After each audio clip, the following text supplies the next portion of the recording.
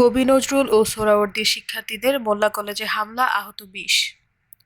Doctor Mahbubur Rahman মোল্লা কলেজে হামলা ও ভাঙচুর করেছে কবি নজরুল সরকারি কলেজ এবং সোহরাওয়ার্দী কলেজের বিক্ষুব্ধ শিক্ষার্থীরা।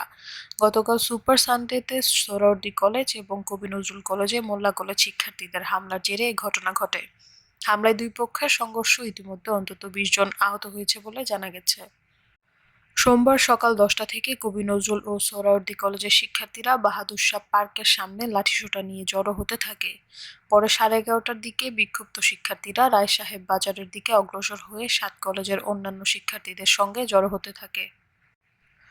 এর আগে সোহরাওয়ার্দী ও কবি নজরুল কলেজ ক্যাম্পাসে হামলা ও ভাঙচুরের প্রতিবাদে মেগা সানডে কর্মসূচি পালন করার ঘোষণা করেন শিক্ষার্থীরা।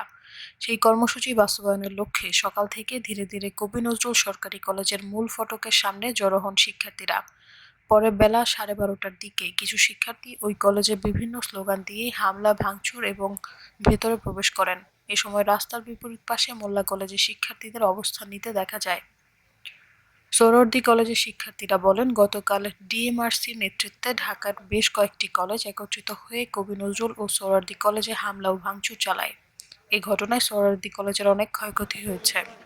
এদিকে কবি নজরুল সরকারি কলেজের অধ্যক্ষ অধ্যাপক ডক্টর মোহাম্মদ হাবিবুর রহমান আন্দোলনরত শিক্ষার্থীদের শান্ত করার জন্য মাইকিং করে বলেন, তোমরা শান্ত হও, তোমাদের সঙ্গে আমরা আছি।